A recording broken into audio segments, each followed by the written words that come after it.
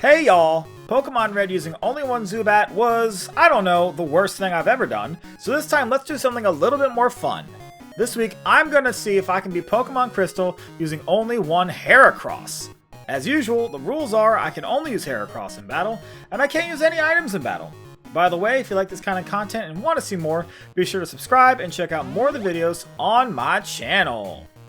Heracross is one of those Pokemon that got a lot of love in the anime, being one of Ash's favorites and always full of personality.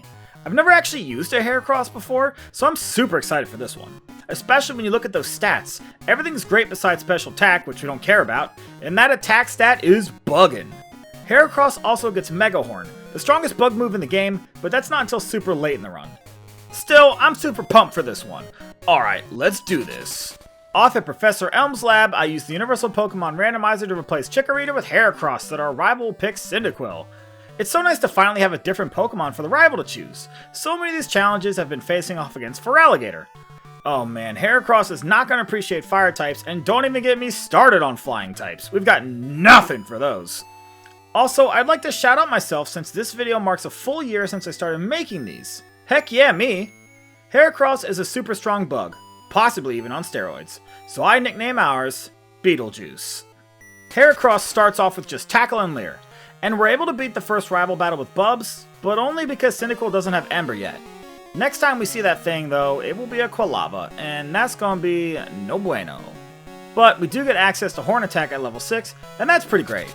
Back at Professor Elm's lab, I made sure to give the police officer our rival's name, Bubs. It's always Bubs!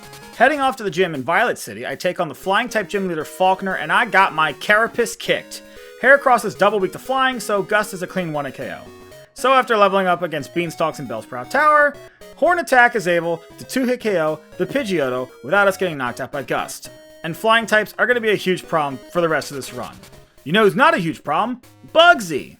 This battle was really easy, mostly because we're already a decent level from having to grind for Falkner, but more importantly, his Scyther doesn't have a flying move. If it did, we need like 5 more levels at least. I don't know why it doesn't, but I'm not mad about it. Especially considering I know that there's a rival Quilava waiting for us right after this battle is over. Speaking of which, after winning the badge, I immediately get accosted by the rival Bubs once again. This battle had me losing a lot. Thank goodness Bugsy just gave us the TM for Fury Cutter though, which is not only a great bug type move for Heracross, but otherwise we wouldn't be able to hit the Ghastly at all. Fury Cutter starts off weak, but doubles in power each turn it hits consecutively. I lose this battle a lot, thanks to Lick Paralysis and Fury Cutter misses, breaking the chain, but after many tries, I eventually persevere, and just look at that damage. Next up is the Goldenrod City Gym and the infamous Whitney battle with Miltank. Fury Cutter is pretty great here, and it makes the battle kinda easy, although I do lose a couple of times to Clefairy's Metronome, landing moves like Fire Blast and Blizzard. This battle would have been even easier with a fighting move, but I don't feel like teaching Rock Smash quite yet. Off in Equitique City, I head to the Burnt Tower where I have to beat up Bubs, but instead he beat me up something good. His Ghastly's now a Haunter and it knows Curse, and anyone who regularly watches these videos knows just how much of a problem Curse is. It deals a quarter of our total HP each turn, so we have to win quick. Again, this battle comes down to dodging Lick Paralysis and not missing Fury Cutters. It's also quite fortunate that Curse doesn't deal damage the same turn you knock out a Pokemon, otherwise this battle would be like Heracross's deltoid muscles. Even harder than necessary.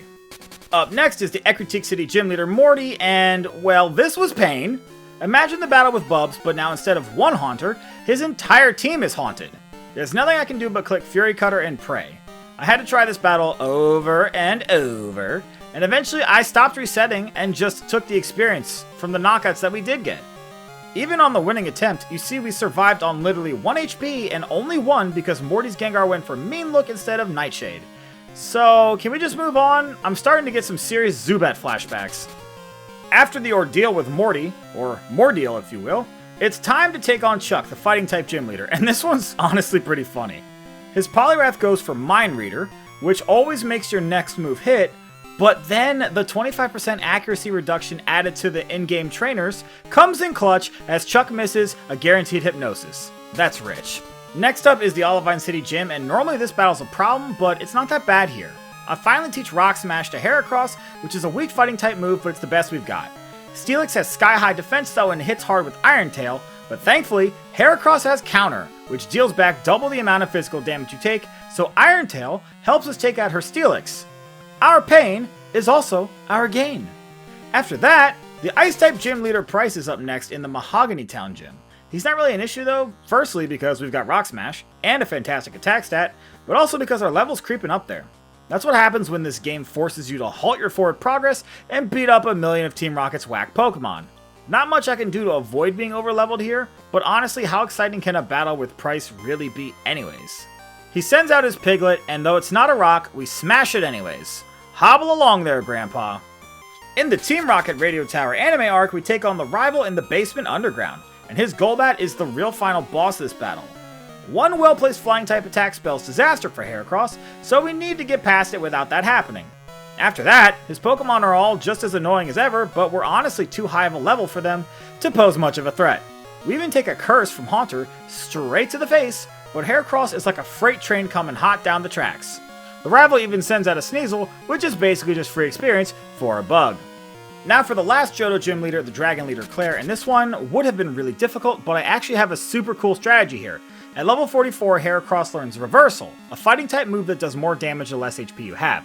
So before the battle started, I used Heracross's move Endure to intentionally get Heracross down to 1 HP, at which point Reversal becomes a 200 base power fighting type move. Holy cannoli, that's a lot of damage. Before the Elite Four, we traverse Victory Road and beat up Bubs one last time. In the cave, we pick up the TM for Earthquake and teach it to Heracross. Man, this is some much needed coverage for Heracross. Flying types are still a problem, and will always be a problem, but the rest of Bubs' Pokemon don't even stand a chance. Once the Golbat goes down, I don't even need to bother using the Fury Cutter strategy anymore. Earthquake can do bad all by itself. Could you even imagine the exoskeletal destruction that Heracross would reap if it just got Rock Slide? Well, we're at the Elite Four, and would you look at those stats? Heracross has got mad gains, y'all. The move started off pretty shaky, but it has really rounded out here towards the end. Up first is Elite Four Will, the Psychic-type trainer. His Pokemon are all Psychic types, and Psychic is weak to Bug. I could say Psychic more if you'd like. If we had already learned Mega Horn, this battle would have been a piece of cake. As it stands though, we still only have Fury Cutter, so we have to play the long game. A Bitter Berry helps us to deal with Xatu's Confuse Ray, which breaks our Fury Cutter streak and is just an overall vibe harsher. But once that train gets rolling, there's no stopping the Heracross Express. Choo-choo, y'all! Next up is Koga, and if not for that stupid Crobat, this wouldn't be so bad. Earthquake is really good against the rest of his team, but I need something better for the bat. I made sure to start this game file on a Sunday though, that way I could get the TM for returned from the Goldenrod City department store. It's a normal type move that almost any Pokemon can learn, and if your Pokemon has max happiness, it has a base power of 102. For reference, Earthquake is 100. Pretty good.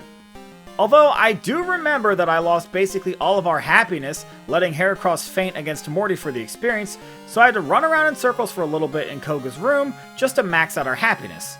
Other than that, I make sure to give Heracross a Poison Cure Berry to hold so that Koga can't Toxic Stall us with Forretress's Protect. Man, Return sure came in clutch, but you know what'd be even better than that? Rock Slide. It's always gonna be Rock Slide.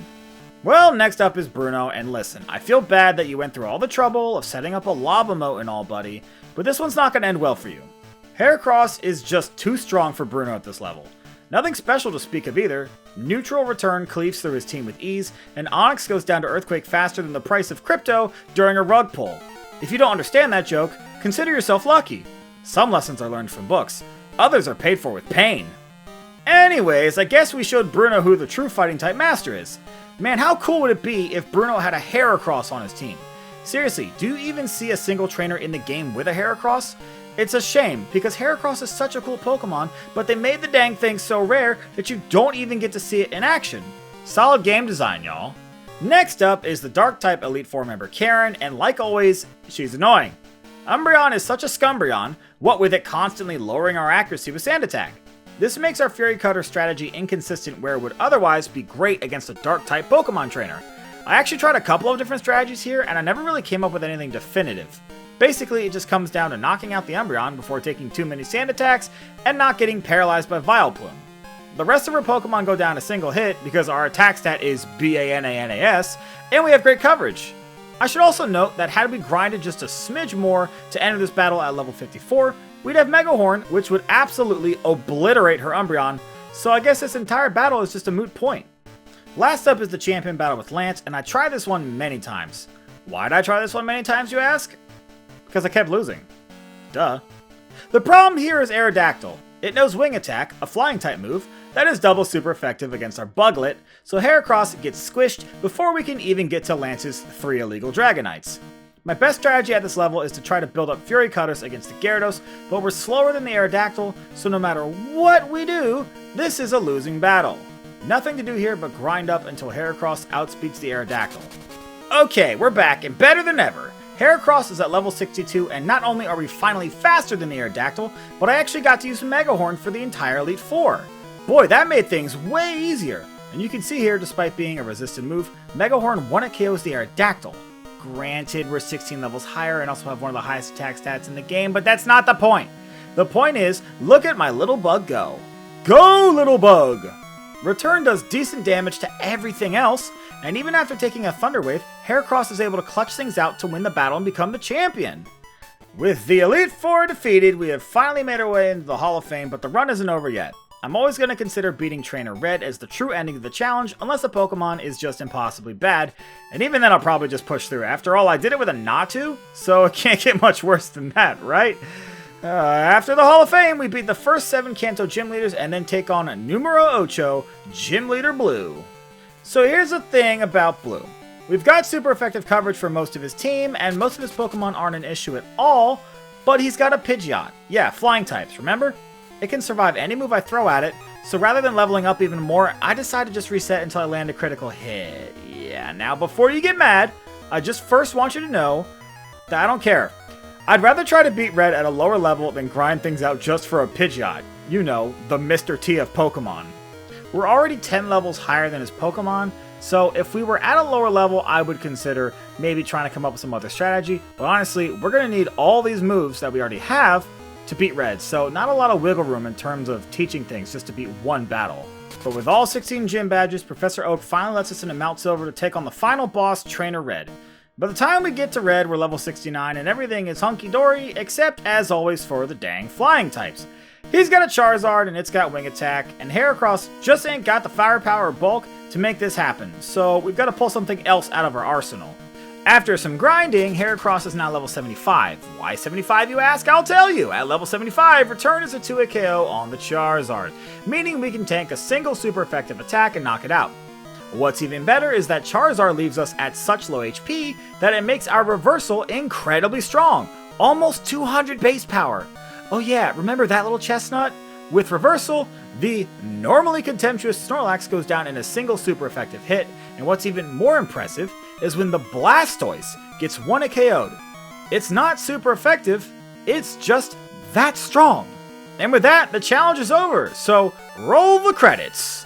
I'm so glad that I finally got to use a Heracross in a Pokemon game. It was such a fun Pokemon with some pretty cool strategies too. All in all, a perfect Pokemon to celebrate an entire year of doing these challenge videos. Well, as always, I want to thank you for making it to the end of this video, because these videos are a lot of fun, but also a lot of work, so I really do appreciate it. There's a playlist on my channel where you can find the rest of my Pokemon challenge videos if you want to check those out as well. Shout out to the people that use the playlist to fall asleep at night. And if you like this kind of content and want to see more, subscribe and enable notifications so you'll know right away the next time one of these episodes is uploaded. And let me know in the comments what other Pokemon you want to see, and I'll probably do it. Heracross was an incredibly strong bug type, so let's do the exact opposite next week when I try to beat Pokemon Crystal using only one Leddyba. Ooh, that's not gonna be fun, is it? No. Anyways, until next time, bye!